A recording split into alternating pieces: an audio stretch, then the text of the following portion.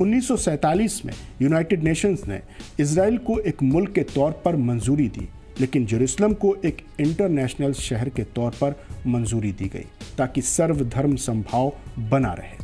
तब जेरूसलम पर इजराइल का कंट्रोल नहीं था।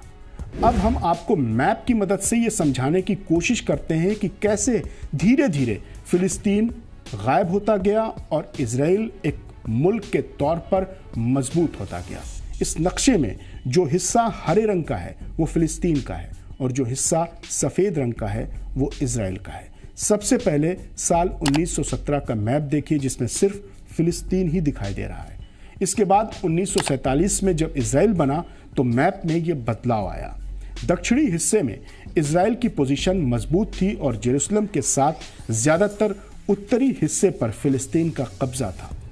1948 में अरब मुल्कों और इजराइल के बीच हुई पहली जंग के बाद फिलिस्तीन के कब्जे वाला इलाका और कम हो गया।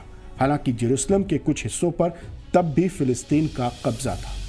साल 1967 में अरब देशों और इजराइल के बीच 6 दिन की एक और जंग के बाद मिस्र के कुछ हिस्सों पर भी इजराइल ने कब्जा कर लिया।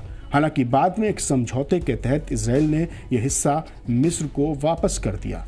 अब ये आज का मैप है जिसमें फिलिस्तीन सिर्फ वेस्ट बैंक और गाजा तक सिमट कर रह गया है। अब ऐसा लगता है कि इस जंग के खात्मे पर फिलिस्तीन के हाथ से गाजा चला जाएगा और सिर्फ वेस्ट बैंक तक ही फिलिस्तीन सिमट कर रह जाएगा। दूर होते गए।